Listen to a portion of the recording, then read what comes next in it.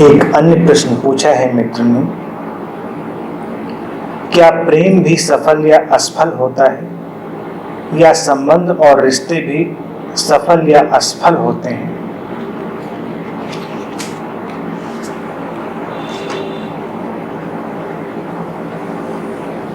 प्रेम और रिश्ते जब व्यावसायिक हो जाते हैं तो सफलता असफलता उनमें हो सकती है। आमतौर से जो संबंध है वो उपयोगितावादी है, एक किस्म से वो व्यावसायिक ही है, लेन देन के संबंध। इसीलिए उनमें सफलता असफलता जैसी दिखाई देने वाली घटना भी होती है। जैसे तुम सुनते हो विवाह सफल होते हैं, विवाह असफल होते हैं, क्योंकि विवाह भी एक किस्म का कामकाज ही है, एक किस्म की नौकरी ही है, या कहें एक किस्म का व्यवसाय ही है, सुविधाओं, सांत्वनाओं, सहूलियतों का। जब तुम जीवन में सुविधाएं ढूंढ रहे हो, सांत्वनाएं ढूंढ रहे हो, सहूलियतें ढूंढ रहे हो, तो ये एक किस्म का व्यावसायिक ढांचा हो गया। पूरी संभावना है कि ये ढांचा सफल भी हो, पूरी संभावना है कि ये ढांचा असफल भी हो। प्रेम या संबंध के शुद्धतम स्वरूप से ये बातें कोई संबंध नहीं रखती। इनका कोई भी रिलेशन प्रेम और संबंध के शुद्ध जगत से नहीं, क्योंकि प्रेम एक अलग ही घटना है, वो आत्मिक तल की घटना है। वो कुछ पाने कुछ लेने की बात नहीं है। अक्सर तुमने सुना है कि प्रेमी असफल हो जाते हैं, अपने प्रेम को नहीं पा पाते। उसी से शायद इस तरह के प्रश्न भी उठते हैं। तो प्रेमी पाना क्यों चाहते हैं? जब तुम कुछ पाना चाहोगे तो संभावना स्पष्ट है, या वो तुम्हें मिलेगा या नहीं मिलेगा। प्रेम देने की घटना है, लेकिन देने की घटना इस प्रकार है कि उसमें कोई लेने की कामना भी नहीं है और देने का भाव भी नहीं है। कभी कभी लोगों को ये बात समझ में आ जाती है कि प्रेम देना है, लेकिन उनके पीछे छुपी रहती है कामना कि इस देने से कुछ लेना मिल जाएगा। हम कुछ इन्वेस्ट करेंगे तो फिर रिटर्न तो आएगा ही आएगा। तो इन्वेस्टमेंट जहां भी तुम करोगे तो इन्वेस्टमेंट का तो भविष्य जैसा होता है वैसा ही हर इन्वेस्टमेंट का हो सकता है, चाहे वो पैसे का इन्वेस्टमेंट हो, भावनाओं का इन्वेस्टमेंट हो, ऊर्जा का इन्वेस्टमेंट हो, समय का इन्वेस्टमेंट हो, शरीर का इन्वेस्टमेंट हो। जहां कहीं भी ये इन्वेस्टमेंट आएगा वहां पर तो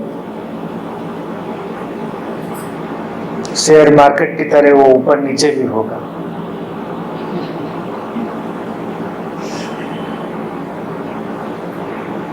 सफलता असफलता उसके पीछे आनी ही है। तो साधक को चाहिए क्या? साधक को चाहिए कि वो प्रेम के शुद्ध जगत की तलाश करे, वो अपने जीवन में वास्तविक संबंधों की तलाश करे। संबंधित हो जाने मात्र से कोई संबंध वास्तविक नहीं हो जाते। माँ बाप, बच्चे, तुम इन संबंधों को बड़ा वास्तविक समझते हो, लेकिन क्या ये सचमुच में वास्तविक होते हैं? खलील जिब्रान बहुत सुंदर बात कहते थे कि तुम्हारे बच्चे तुम्हारी आकांक्षाओं और तुम्हारे अहंकार का विस्तार है। इसीलिए जो व्यक्ति बहुत अहंकारी हो जाता है और बहुत वासनाग्रस्त होता है, अक्सर ऐसा देखा गया कि अगर उसके संतान नहीं है तो वो कोई बच्चा एडॉप्ट नहीं कर सकता, वो गोद नहीं ले सकता। क्यों?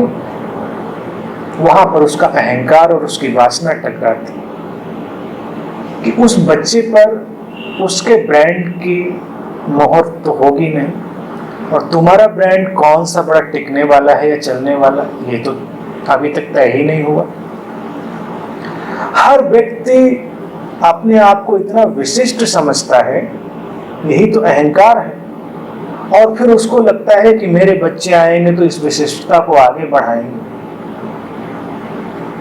तुम्हारे परिवार की विशिष्टता को आगे बढ़ाएंगे, और तुम्हारा परिवार किस विशिष्टता को लेकर चल रहा है, वो किस प्रकार से विशिष्ट है, वो क्या है उसमें, तुम्हारे पास भी ऐसा क्या है, ऐसी क्या धरोहर है जो आगे जानी चाहिए। लेकिन हर व्यक्ति इसी में लगा है। तो ये संबंधों का जो जगत है इंस्टिंक्टिव है, बायोलॉजिकल है। उसको समझें, उसके प्रति ऑफेंडेड ना हो, उसके प्रति आक्रांत ना हो।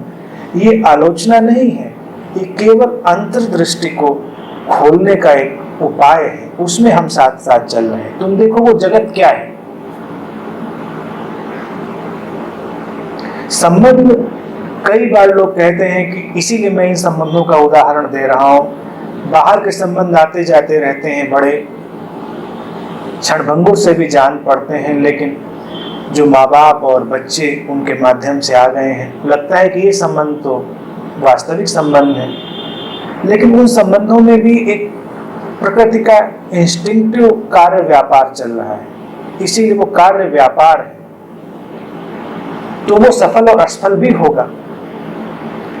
जैसे जब बच्चा पैदा होता है तो वो जीवन को आगे बढ़ाए रखने की प्रकृति की आकांक्षा है। हर स्पीशीज अपने को आगे ले जाती। बच्चे को तुमसे कोई प्रेम नहीं होता जब वो पैदा होता है। तुम उससे प्रेम करते हो क्योंकि तुम्हें उसमें अपने सपने दिखाई देते हैं, तुम्हें उसमें अपने अहंकार के और अपनी वासनाओं के पूरे होने की संभावना दिखाई देती है। उसने तुम्हारे जीवन की व्यर्थता को, खालीपन को भरा है। या एक अर्थ में कहें, कभी कभी तुम्हें मनोरंजन का साधन भी दिया है। जैसे जो लोग बिल्कुल खाली बैठे हैं, उनके पास करने को कुछ भी नहीं है, बिल्कुल गैर सृजनात्मक है, तो बच्चे पर बच्चे पैदा किए चले जाएंगे, क्योंकि वो उस वैक्यूम को भरते हैं। तुम इतनी देर के लिए ऑक्युपाइड हो जाते हो, इन्वॉल्व हो जाते हो कि तुम्हें फुर्सत ही नहीं मिलती। अतीत में देखो, इतने बच्चे होते थे कि लोग पूरी जिंदगी बच्चे पालते पालते ऊपर चले जाते थे। काम क्या करते थे? एक ही काम, बच्चे पैदा किए और पाले और मर गए। विशेष काम तो कोई नहीं किया। बच्चा पैदा होता है, उसकी शरीर की, भोजन की इंस्टिंक्टिव आवश्यकताएं हैं, वो जहां से पूरी हो जाए वो वहां से पूरी कर लेगा। वो जरूरी नहीं, वो तुम्हें पहचानता नहीं है कि तुम माँ बाप हो उसके। ये तो धीरे धीरे करके जब उसको होश आता है, लोग बताते हैं कि तुम्हारे माँ बाप हैं, तो वो भी मान लेता है। उस पैदा हुए बच्चे को कहीं और रख दो, वो वहां भी वैसे ही पलेगा। उसको वहां भी तुम प्यार दो, सहूलियतें दो, सुविधाएं दो, वो वहां भी उतना ही प्रसन्न होगा। तो इसमें संबंध में कोई ऐसी रहस्यमय बात नहीं चल रही है कि जो किसी रहस्य के साथ है। बिल्कुल ये इंस्टिंक्टिव है, उपयोगिता पर आधारित है। इसीलिए बच्चे बहुत सेल्फिश भी होते हैं, और वो सेल्फिशनेस अगर धीरे धीरे व्यक्ति के होश के साथ गिरी नहीं और किसी के भीतर वो बचपन लंबे समय तक टिक गया, तो उसका पूरा जीवन स्वार्थ में बिल्कुल अंधा हो जाता है। जैसे बच्चे को भोजन चाहिए तो चाहिए, उसको जो सुविधा उस समय चाहिए तो चाहिए। माँ बाप उससे कितने परेशान हैं, नहीं हैं, इससे क्या उसे कुछ फर्क पड़ता है? बिल्कुल नहीं पड़ता। रात हो, सुबह हो, कोई भी वक्त हो, उसे इस बात से कोई फर्क नहीं पड़ता। जो उसकी सुविधाएं पूरी कर रहा है वो परेशान है, चिंतित है, दुखी है, क्या है, इससे भी उसे कोई फर्क नहीं पड़ता, क्योंकि अभी उसके अंदर वो चेतना ही नहीं जागी कि जो वो देख सके। उसको तो अपने शरीर की आवश्यकताओं का पता है, वो उन्हें पूरे करने में लगा हुआ है। तुम्हें ये जानकर हैरानी होगी, मनोवैज्ञानिक रूप से कभी कभी यही अवस्था कुछ लोगों के ऊपर जीवन पर्यंत फैल जाती है। तब वो किसी की परवाह नहीं करते, उनको बस केवल अपनी तृष्णा की, अपनी वासना की पूर्ति चाहिए। उसमें चाहे कोई जीता हो या मरता हो, कोई फर्क नहीं पड़ता। लेकिन बच्चे तो क्षम्य हो जाते हैं, छोटे हैं, प्यारे हैं, तुमको भी अच्छा लगता है उनके लिए कष्ट सहकर। लेकिन जब बड़े होकर भी कोई यही करने लगता है तो ये कष्ट असहनीय हो जाता है, फिर ये संबंध बड़े विचित्र हो जाते हैं। जैसे बच्चे बड़े होते हैं तुम्हें ये भाव भी पकड़ता है कि उन्हें पता चलना चाहिए तुम्हारी परेशानी का। उनको होश आ गया तो आ गया, मान लो कोई ऐसा हो जिसका मानसिक विकास अभी वहीं पर अटक जाए, तो उसे तो तुम्हारी कोई चिंता नहीं होगी, उसे समाज की भी चिंता नहीं होगी, उसे कहीं की भी चिंता नहीं होगी। वो अपने ही स्वार्थ की पूर्ति में लगा होगा। तुम्हें समाज में ऐसे बहुत से लोग दिखाई देंगे, बहुत आया। तो वो बचपन का जो बेहोशी का सर्वाइवल का भाव था, जीवित रहने का जो एक प्राकृतिक भाव था, उसने उनके पूरे जीवन को घेर लिया। अब संबंध फिर चरमराने लगते हैं। समाज में बहुतायत में यही घटना घटती है। तुम देखो कि माँ बाप जब बूढ़े हो जाते हैं तो उनको इस बात का कभी कभी एहसास होता है, कभी कभी बेचारे कुछ कर नहीं सकते तो एहसास होते भी उसको किनारे करते हैं कि वो उपयोगिता की एक वस्तु होते हैं। जैसे बचपन में वो उपयोगिता की वस्तु है, वैसे वो जीवन पर्यंत उपयोगिता की वस्तु है। अगर वो उपयोगी हैं तो उनकी स्वीकार्यता है, और अगर उनकी उपयोगिता समाप्त हो गई तो प्रेम भी फिर समाप्त हो जाता है। बूढ़े होते हुए लोग इसलिए कोशिश करते हैं कि अपनी उपयोगिता बनाए रखें। रिटायरमेंट के बाद, पैसा कम होने के बाद इसी से लोग विचलित होते हैं, क्योंकि जब तक तुम्हारे पास पैसा था, तुम्हारे पास शक्ति थी, तुम उपयोगी थे तो संबंध अच्छे थे, और अब जब तुम उपयोगी नहीं हो तब भी संबंध कहीं पर है, तभी संबंधों की जो वास्तविकता है उसका एहसास तुम्हें होता है। कई बार अगर होश जागृत ना हो तो लोग एक दूसरे का उपयोग ही करते रहेंगे, और तुम अगर उपयोग होने दो, तुम उपयोग होते रह सकते हो और तुम एक दिन खत्म हो जाओ, किसी को क्या फर्क पड़ता है।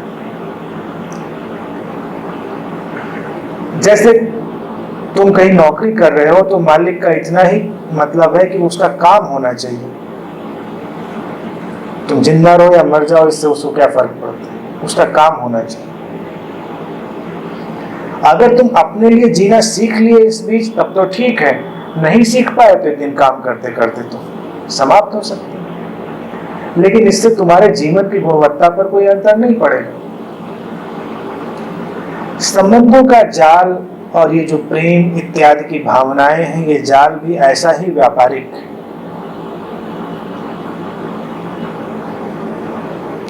अगर प्रेम के साथ ध्यान की रोशनी जीवन में नहीं आई तो सब असफल होने वाला ही है।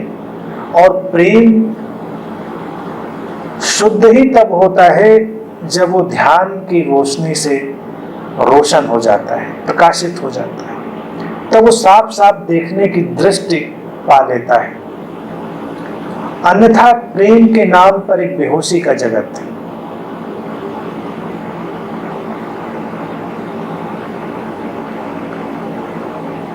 और तुम प्रयोग करके देख सकते हो इन बातों पर, कोई आश्चर्य की बात नहीं। तुम अपनी उपयोगिताएं हटा लो और तुम्हारे प्रेम के बहुत सारे आधार चरमरा जाएंगे।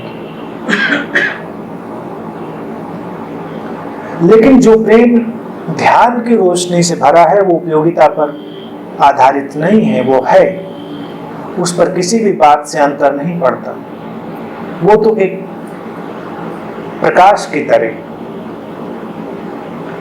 संबंध भी अस्तित्वगत हैं। जैसे अस्तित्वगत संबंधों की एक प्रक्रिया है, यहाँ सब कुछ अंतर संबंधित है। सफल असफल होने की बात ही क्या। हम संबंधित हैं, लेकिन अगर किसी कारण से, किसी लक्ष्य से हम संबंधित होंगे तो कारण के पूरे होने या न होने के कारण सफलताएं और असफलताएं भी आएंगी।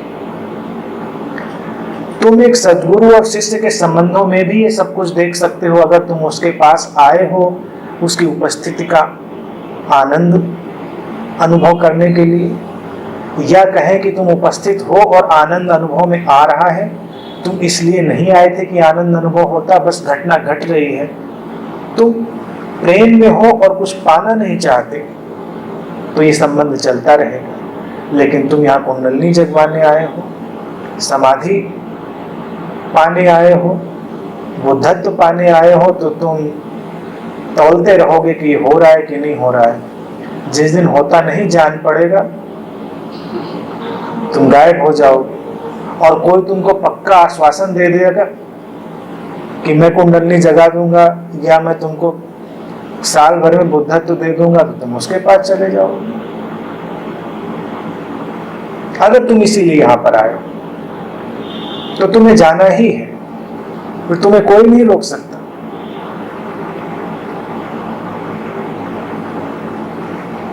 विवाह होते हैं, तलाक क्यों होते हैं? क्योंकि विवाह से कुछ निकालने की कोशिश। अब कोई ये न कहे कि विवाह बिना निकालने के लिए या बिना किसी उपयोग के लिए कर लेते हैं। कभी कभी ऐसा हो भी जाता है, कभी कभी, हमेशा नहीं।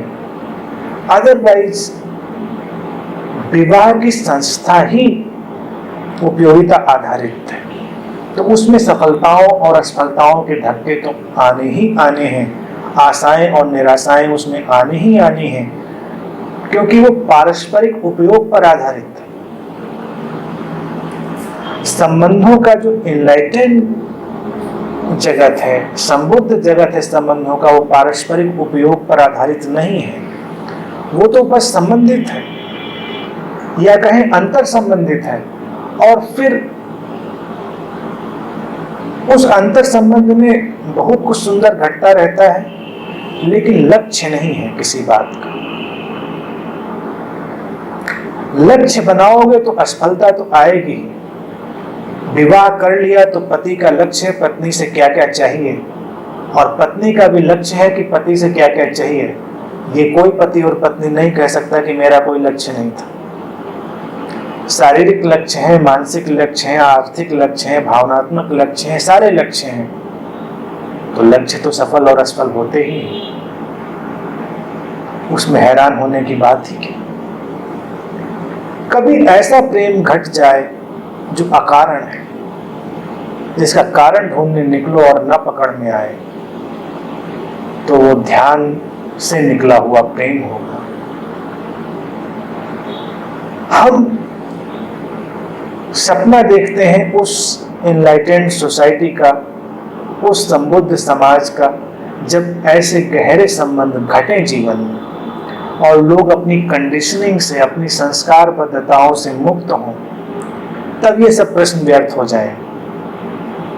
लेकिन जब तक ऐसा नहीं होता, ये म्यूचुअल एक्सप्लॉयटेशन का वर्ल्ड है, जब तक पारस्परिक शोषण का, इसमें आशाएं, निराशाएं, धक्के, असफलताएं सब होंगी। इनसे बचा नहीं जा सकता। बचने का एक ही उपाय है कि तुम इस सारे कोलाहल के बीच जागृत हो जाओ, संबुद्ध हो जाओ। जैसे कीचड़ में कमल खिलता है, ऐसे ही तुम खिल जाओ और इस सारे कोलाहल से बाहर हो जाओ। ऐसा ही